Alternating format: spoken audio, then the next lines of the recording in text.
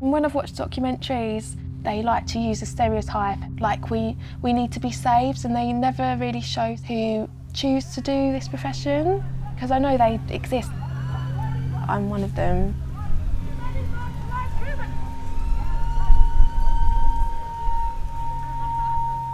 A couple of my friends know what I do, and I always feel like I have to lie, and it puts me on the spot. It's like makes you a bit uncomfortable. If they know that I actually do not have any other choices, then they will more likely to take advantage from you more. The media representations and the stereotypes that exist is very damaging to me and to my work. The way that this industry has helped me, it's really made me feel empowered and have control over my sexuality. To hear people's stories and to see that we're real people. They say it's likely that you probably know someone who's a sex worker. So stay in the same position and... Yeah, just move the chair back. Oh, physically, yeah. Just actually move back a bit, just so a bit more in the light. Yeah. Do you want me to clap here?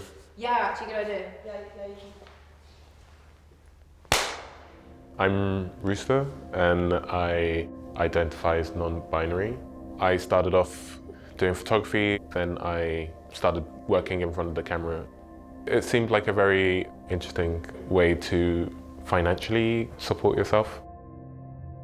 Because of the stigmatization that sex workers face, people are not very open about it. The media either portrays us like really desperate people on the streets, or like these really high-class working girls who make loads of money. But I'm just kind of in the middle, like a regular person. When there's such a stigma, we can't really speak out about it, and then it's like a vicious cycle, people not realising who we are. Interacting with other sex workers who have also, maybe their stories are not like mine, but engaging in conversations around consent and boundaries and the vulnerabilities of sex. I think if it wasn't for the walk-ups, I wouldn't know any of the other sex workers in Soho. We're forced to work on our own. We're not allowed to work with friends. It's considered a brothel. We're not allowed to hire a driver or a security guard. It puts us in a dangerous situation. It'd be a lot more safer if street workers could work in groups, because as it is now, the police split them up. They wouldn't have to go to secluded areas where they're more vulnerable. Having been someone that has experienced sexual assault whilst doing sex work, there are a number of things that can be done to make us feel safe and enable us to feel safer. Being taken seriously by the police and the authorities when we report crimes. So not criminalising sex workers or criminalising clients are very important changes to make us feel safe. In Soho, they're kind of looking for any excuse to close the place down. If we're giving them too many calls, they might see us as a nuisance. I had someone who was harassing me, and it took them a year just for them to give him a written warning. There wasn't really any sense of urgency. If it was decriminalised, it would reduce the stigma, and maybe the police would have a better approach to things and take it more seriously. I'm originally from Bangladesh, but I am British now as well. I was going through this domestic violence relationship with my ex-partner, and then I had to go to the court, but because of he was British, I think the criminal justice system was very much in favor to my ex-partner, not to me.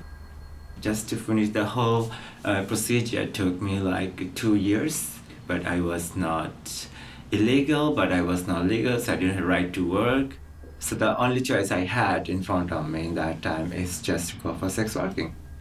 Some clients want to talk to you about their problems, and I think it's quite therapeutic for them. And some people sometimes think that I'm lazy. They're I don't know, if you don't follow the system that we're meant to go through, people don't like it. So everybody has got their own life, and they have their own difficulties and their own challenges in their lives. Those who are in the sex industry, It's not because they don't want to do hard work, but it could be in a way that they simply couldn't have any other choice left. Because everyone's situation's different. People might have kids to look after and stuff. They might only be able to work certain hours. I'm registered as self-employed, so if I did register as a massage, they do like a big investigation into me. So I'm just like registered as something else, but I still wanted to contribute because I do use like the NHS. Another thing, I think a lot of people think that like sex workers don't pay taxes, but some of us do. I'm an everyday person. Sex work is not my primary source of income. The reason why I do sex work is mainly for sexual empowerment. With relationships, I have like met people that I liked before, and then we've gotten really well. I've told them what I do for a living, even just like friends, and then all of a sudden they don't want to know you, they don't want to speak to you ever again. They don't want you around their children because you're some kind of threat. I think the main message is that decriminalisation is so much safer and that like we're just normal people.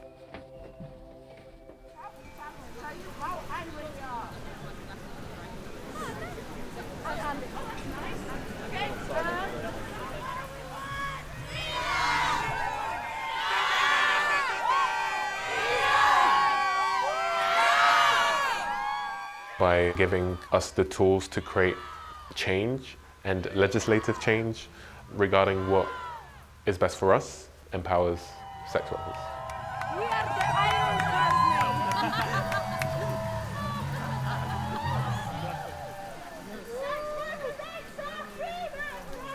Sex workers' rights are human rights. Things like universal credit don't help, like it might lead someone into sex work when they're struggling to get by.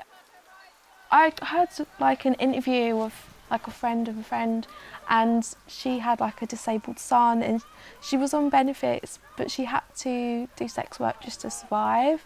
Not prostitution. Outlaw poverty. Not prostitution. Outlaw poverty. Not prostitution.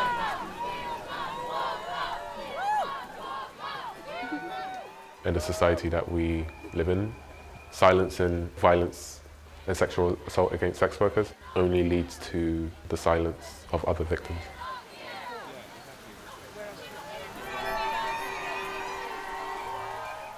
Like sex workers aren't just going to go away, they're just going to move from one place to another, so we'll still be here.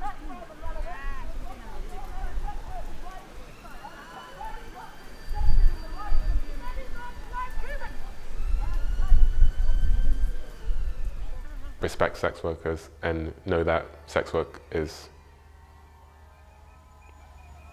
work.